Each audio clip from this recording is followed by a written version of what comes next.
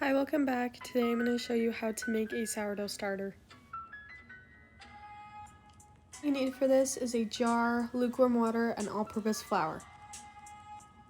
I like to use a bigger mason jar so that I can feed it without having to discard so often, but you can also just use a smaller jar.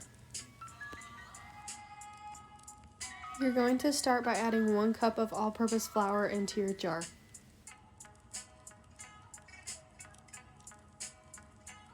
Next, you're going to add 1/2 cup of lukewarm water. Mix this until there are no dry bits of flour left, and you can use a plastic spatula or a large spoon.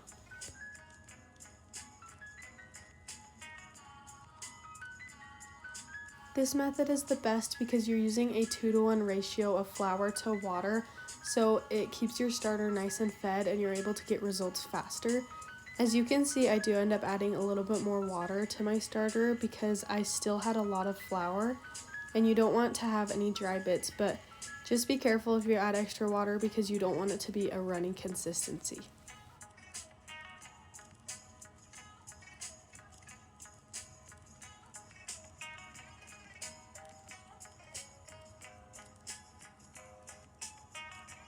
After I'm done mixing and I'm happy with the consistency, I put the top of the jar back on. I don't screw the entire lid on, I just set the top on so that there's a little bit of airflow, but it's also not going to dry out. I like to draw on the side of my jar with a dry erase marker to mark the growth, but some people like to put an elastic around their jar as well. Since my house is a little bit colder, I put my sourdough starter on a heating pad, and this allows it to grow faster and easier. After waiting for 12 hours, your sourdough starter will not have grown, but we're going to feed it a second time just the exact same way. 1 cup of all-purpose flour and 1/2 cup of lukewarm water.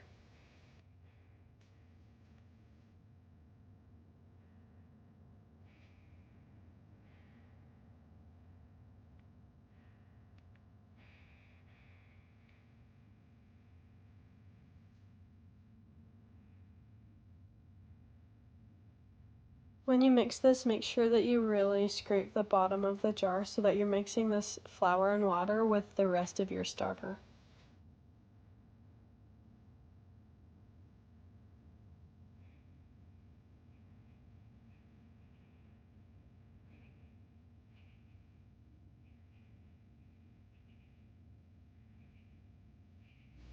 As you can see, my starter is a lot smoother, it's more mixed in, and there's no dry bits of flour. This is the texture that you want.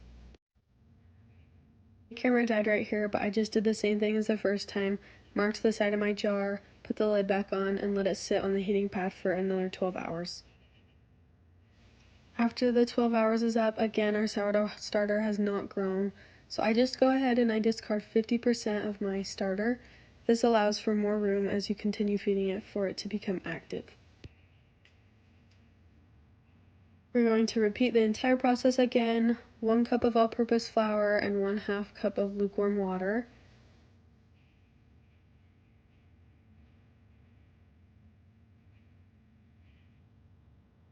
Again, just mix this up with the remaining sourdough starter from the last feeding.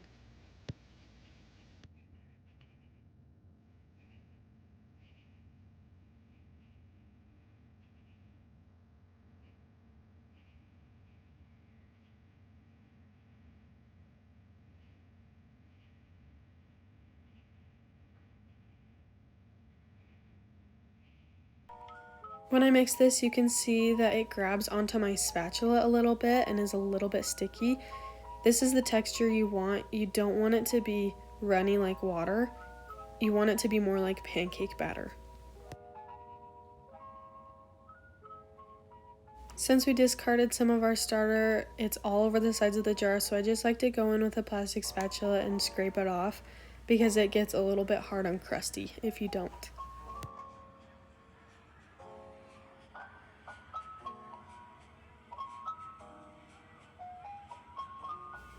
Mark the jar and let it sit on the heating pad for another 12 hours.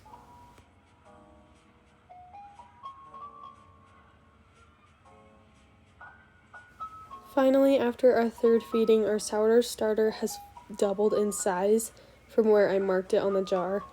That's why it's so important to mark the jar so you can see exactly how much growth you're getting with each feeding. When I open the lid to my jar, I can see that the starter has air bubbles, which is a super good sign. My jar was full, so I discarded again. I discarded about 90% of my starter this time, so there's just a little bit on the bottom.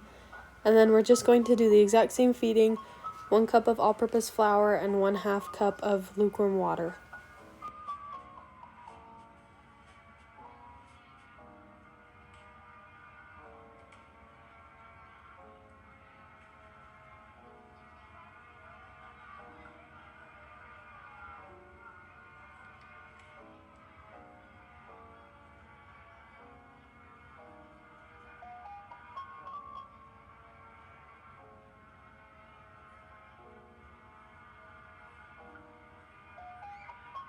My camera died again, but I just did the same thing, marked the jar, put it on the heating pad, and let it grow for 12 hours. After the fourth feeding, my starter has doubled in size again, which is great because you want to continue seeing progress. You don't want to feed it again and have it not rise. That means it's not active anymore. So you want it to continue growing as you continue feeding it. As I open the lid again, you can see there's more bubbles. It's looking really nice, and as I pull it with a spoon, you can actually see those bubbles stretch and open, and there's multiple layers of the bubbles. This is perfect. This is very active. I'm going to do one final feeding after this, just repeating the exact same process. 1 cup of all-purpose flour, 1/2 cup of lukewarm water, and mixing.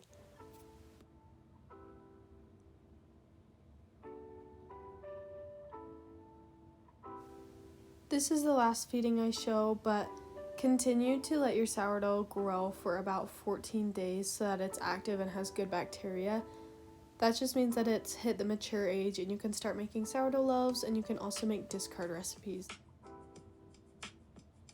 I actually had to leave after feeding my starter, but my husband sent me this picture of it completely overflowed after just 1 or 2 hours, so that just means that my starter is super active. It seems really intimidating to make a sourdough starter, but it's really not bad using this method, so I wish you guys luck.